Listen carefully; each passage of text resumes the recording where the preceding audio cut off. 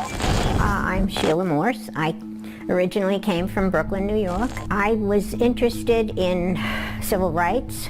Even as a young person, I was interested, and somewhere along the line, I became a tester for the Commission on Human Rights. As a tester, I was sent out to various locations where a minority person was turned down for some reason, and I went out to test and to see if, in fact, the information that was given to them was valid. In this particular case, there was a gentleman, a black gentleman, who went to an apartment building in Brooklyn. There was a sign hanging outside that said apartment for rent.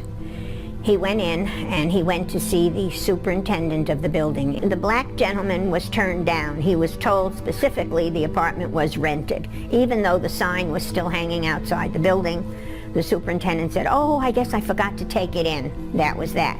Now, when I showed up the next day, the sign was still out, and he greeted me with open arms. He welcomed me, and oh yes, he'll show me the apartment. He kept showing, "Oh, look, we have this, we have that. This is in the bathroom, in the kitchen." I mean, it was amazing. He really was trying to sell the apartment. Finally, I said, "Yeah, maybe I'll take it." And he was so thrilled. He'll have the lease ready for me the next day. And I guess I was the right color, and the gentleman was the wrong color. So I left, and I contacted the commission, and we arranged to go back. When we got to the apartment, the superintendent looked at the two men, and he said, "Well, what is going on?" And the commissioner identified himself and everything and explained why he was there.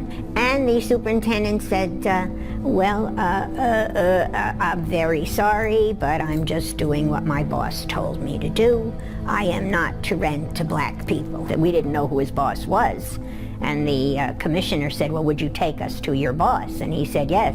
And his boss turned out to be Trump management, Donald Trump and Fred Trump. There were a number of people who were turned down from buildings that were owned by Trump management. The Fair Housing Act was, I think, '68.